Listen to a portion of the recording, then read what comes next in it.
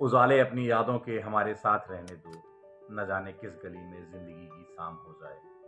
क्या खूब पंक्ति लिखी है ना। लेकिन दुख की बात यह है कि जो लिखने वाला है वो अब हमारे बीच नहीं रहा। मैं बात कर रहा हूँ डॉक्टर बशीर वद्द साहब की, जिन्होंने गजल की दुनिया में अलग ही लेवल खड़ा कर दिया। पहले गजल की जो दुनिया होती थी वो तमाम कठिन शब्दों, कठिन शब्दार्थों से बनी हुई होती थी। जब बशीर वद्द साहब ने इसमें बहुत ही सरल शब्दों वाला और बहुत ही सहज बना दिया, आसानी से सबको समझ में आने लगा। और बशीर वद्द साहब की गजल मोहब्बतों पर, दोस्ती पर काफी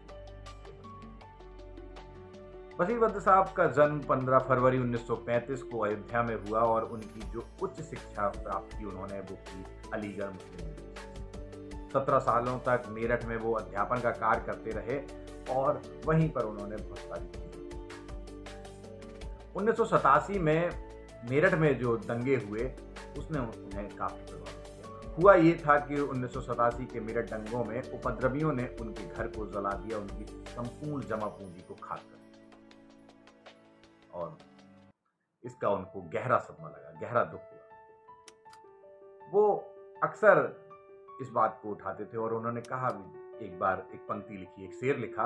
उन्होंने लिखा कि लोग टूट जाते हैं एक घर बनाने में, लोग टूट जाते हैं एक घर बनाने में, और तुम तरस नहीं खाते हो बस्तियां जलाने में।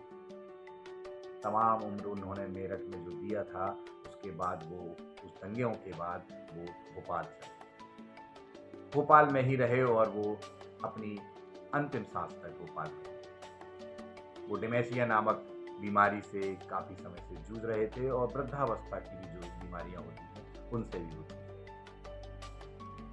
उन्होंने पद्मश्री पुरस्कार जीते, साहित्य अकादमी पुरस्कार जीता, उत्तर प्रदेश और बिहार के अनेक पुरस्कार जीते जो साहित्य से संबंधित थे। उनका योगदान गजल की दुनिया में, साहित्य की दुनिया में बेहतरीन रहा। अब वो हमारे बीच नहीं रहे हैं, लेकिन वो अमर है, क्योंकि व्यक्ति चला जाता है लेकिन उसके जो शब्द हैं, उसके जो बोल हैं, वो अभी भी हमारे पास हैं। उनकी लिखी हुई गजलें, उनके लिखे हुए शेर आज भी हमारे कानों में, हमारे रूह को एक प्रकार से तरोताज़ा कर देते हैं। तो बशीर वद्द साहब को हम लोग हमेशा याद रखेंगे, उनकी गज़लों के लिए, उनकी शेर व शायरी के लिए और उनके बेबाक अंदाज के लिए।